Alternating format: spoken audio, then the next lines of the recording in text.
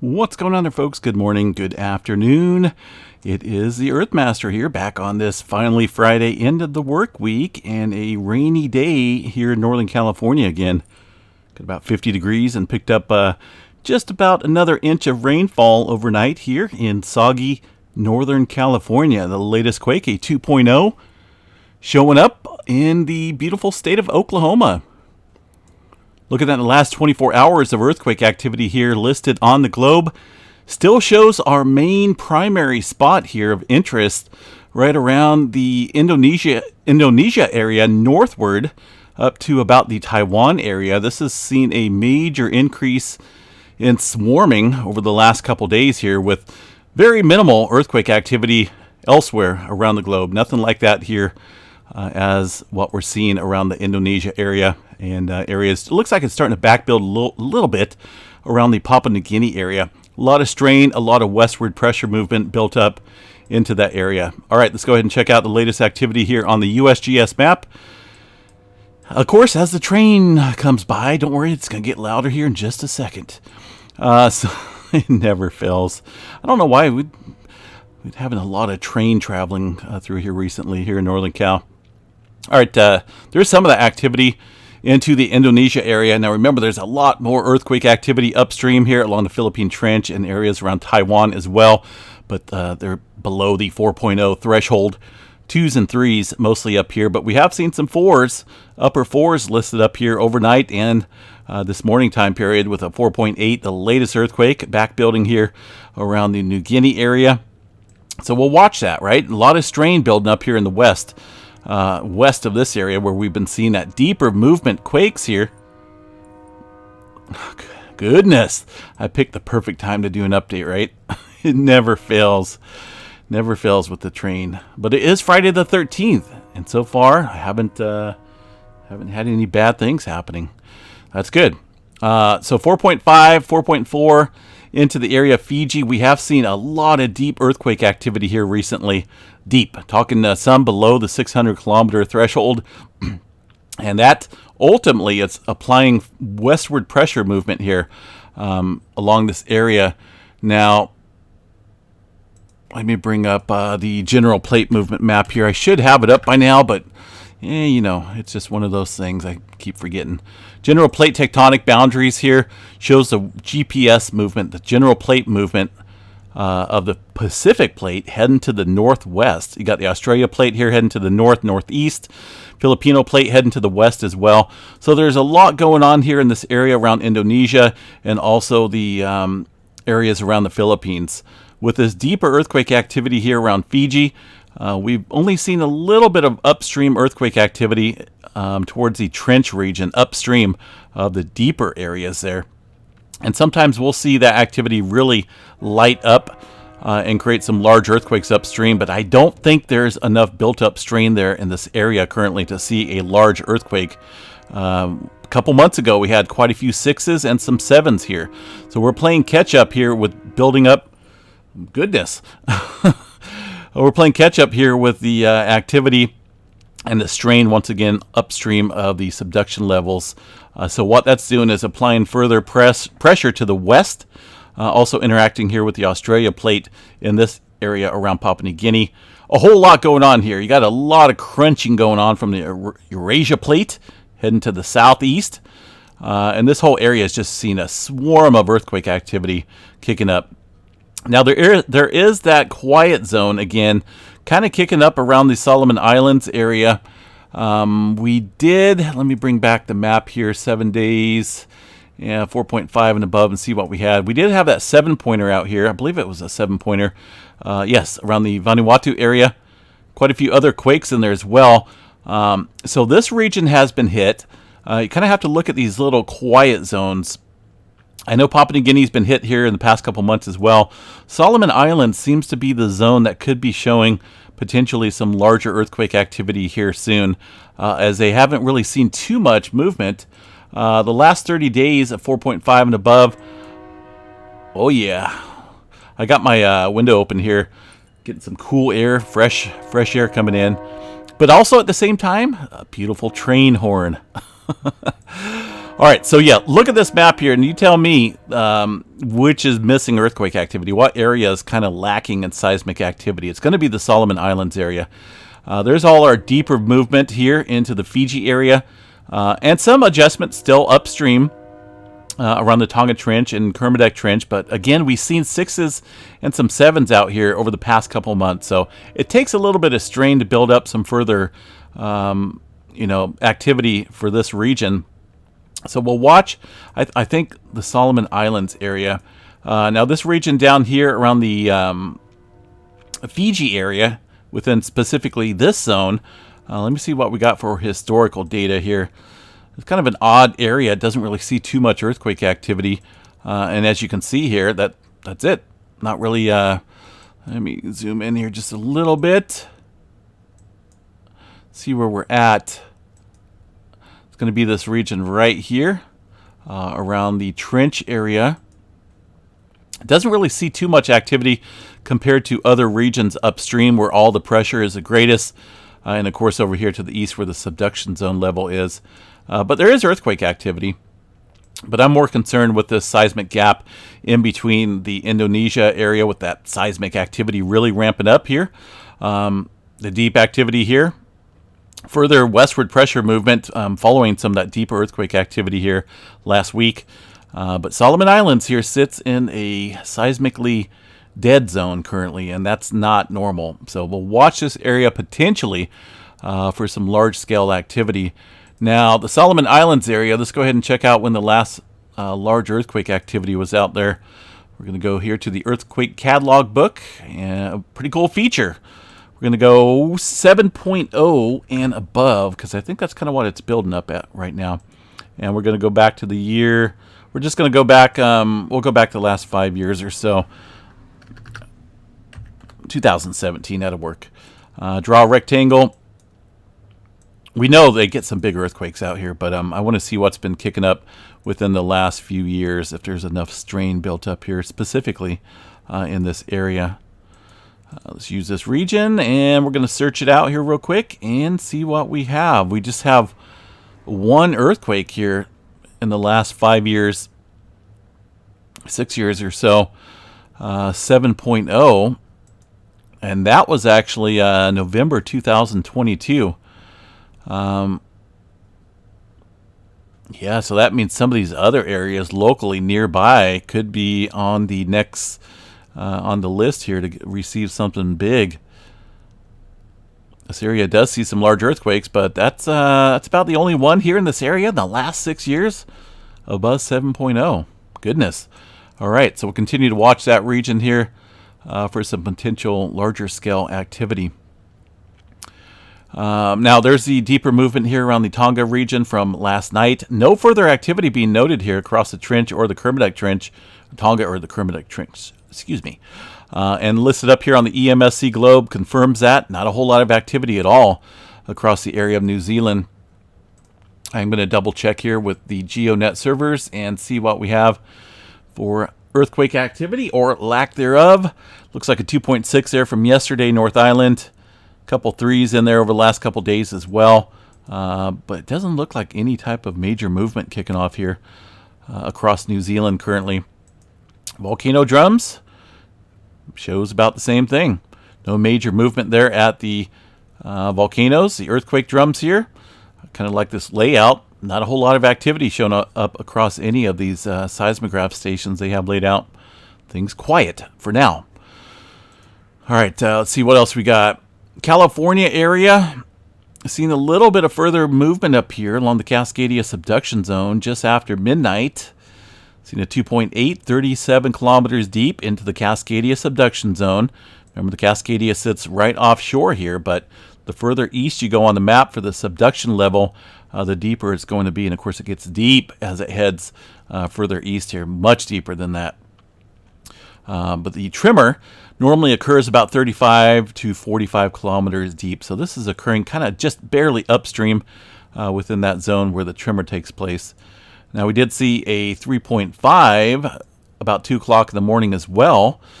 18 kilometers deep, more upstream, so it's going to be more westward here on the map, more to the left, and much closer to the locked area of the Cascadia subduction zone, where we're building up, all that strain for the next Cascadia 9.0 earthquake. We've been seeing a little bit of activity ramping up here in this region, 3.5, 18 kilometers deep. We have been seeing some tremor activity as well in Northern California. A look at the tremor map here from last night shows about 80 epicenters up, split between the Vancouver Island ranges and also in Northern California. And of course, that tremor activity applying further strain upstream. You get that slippage between the two plates, that shoving down, so to speak, of the Juan de Fuca plate underneath the North American plate, and we see tremor. And that adds further strain, kind of winding up that spring, so to speak, in terms of creating the next 9.0 for us here along the West Coast. 323 years ago now, since the last major rupture. The rest of California right now looks fairly quiet, aside from some quakes up around Clear Lake. Southern California, very spotty, just mostly around the typical fault zones that we see, the San Jacinto fault zone. And Ridgecrest looking pretty quiet today as well. Intermountain regions, a little bit of activity stretching up through Utah, and maybe one earthquake outside of the Yellowstone region, a 1.1 underneath the lake, it looks like. So let's go see what's going on at Yellowstone, Wyoming.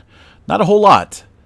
There's that little earthquake here showing up in the last few hours, but that's about it. There's no major movement kicking up there across the area currently. One earthquake here into the Atwood, Oklahoma area, it looks like, 2.0, 4 kilometers deep. Nothing going on across the eastern portion of the country. Caribbean plate looks fairly quiet. South America region as well. There's a little bit of activity kicking up here underneath the Columbia area. Getting some deeper movement quakes here. This region has seen, a handful of quakes or so. We'll add one more on there. 3 earthquakes over the last week, 4.0 and above. And it's relatively deep as well. Notice that mountain range here, indicative of the subduction zone, Columbia Trench area. No further surface earthquake activity to report, though.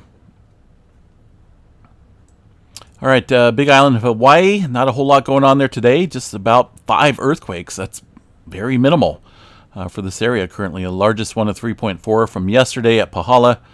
No major changes there noted at the volcanoes, just continuing to stay active at Kilauea Volcano, and nada at the Mauna Loa region. A little bit of swarming up here onto the plate boundary of the Pacific and the North American plate. Got about 4 earthquakes, the largest a 3.3 into this region. Alaska, very typical activity up there. Let's see what we got for solar weather activity. Still, well, this is kind of dying down a little bit. They kind of lowered the potential solar flare threat to 15%. And that is due to some of the decaying that is happening with some of these sunspots. Notice here, this is big. It's still massive, but it's all getting spread out. And we're not getting any complex systems here, complex magnetic structure, which would include areas similar to like that. You have different colors very close together in different regions, but compact.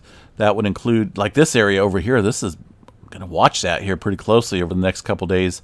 That looks massive and promising here for some pretty strong flares. Also a huge sunspot on the eastern limb here. And it looks somewhat complex as well. But this one here is decaying along with this one as well. I still think this might harbor a little bit of potential there. Notice that there's some very small features indicating some close magnetic structure. But this one's off. I think right now the main ones that we need to worry about is this region up here, 3186, and these 2 newer sunspots. See if they've been named.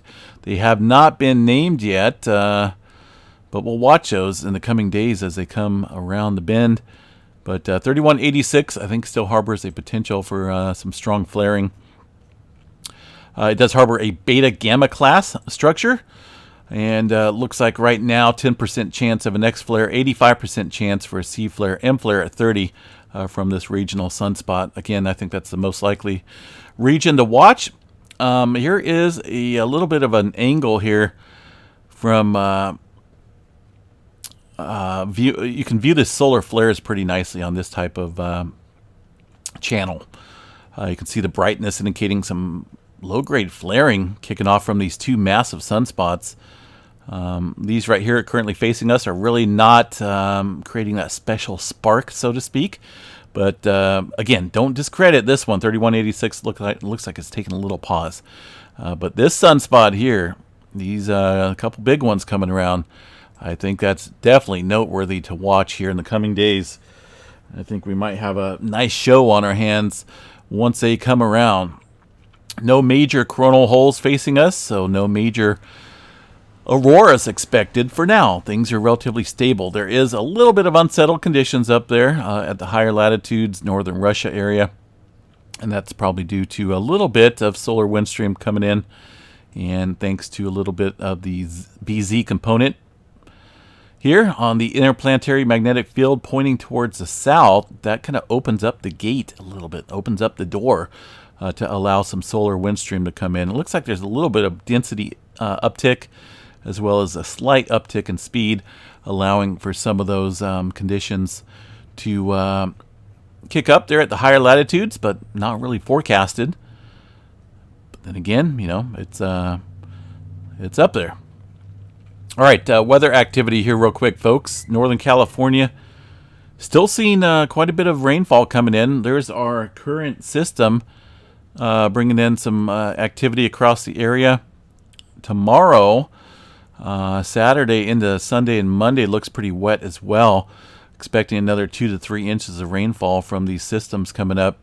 And then the pattern kind of changes a little bit. We notice a pattern from the north bringing in some colder air, which brings a lot of snowfall in the mountains, but less rainfall here in the valley. And that kind of continues for a little bit. Right now, you know, out into the future of this forecast, it's definitely drying out a little bit, but we still have some unsettled conditions here as we head towards the end of the month, with some much colder air coming down from the northern regions, bringing with it, of course, snow, and of course some light precipitation. So we'll continue to monitor the weather, as February and March tends to be supposed to be fairly wet here in Northern California. Last couple years have been very dry, though. Very, very dry. Let's see here. Drought map of California. I should have this on here, but I don't for some reason. There we go. Wanted to show you guys this. So earlier this year, we were in the exceptional and extreme drought. It looks like all this rainfall so far has returned us to just a severe drought here for portions of the Sacramento Valley. But I kind of find this hard to be true. We've gotten a lot of sufficient rainfall here recently, and they're still showing us into the severe drought levels of the region. This was updated. It looks like January 10th. Map released January 12th. So there's a couple days in here of rainfall that hasn't been contributed to this graph here that someone's trying to figure out. But I think this is a little bit better than what they're showing. That's just my 2 cents. But either way, we're making progress here on the drought monitoring map. Hopefully we'll be out of it by the end of this winter. And it would probably help here if I showed you guys that map, right? There we go. I forgot that I clicked over to the live stream, but this is it here, as you guys can see. Severe drought in the orange. We were, again, in the exceptional drought and extreme drought, but that's their forecast, or that's their observations, I should say. The forecast is another story. All right, folks, let me switch this back over here to the live stream now. Now we got 2 more days, folks, before we're doing the drawing giveaway, this member drawing giveaway on Sunday, January 15th. We'll be doing that, rain or shine. You might catch us out there with some umbrellas doing the giveaway to the members only. Jump in. We've had a couple new members here join in on the channel. Welcome.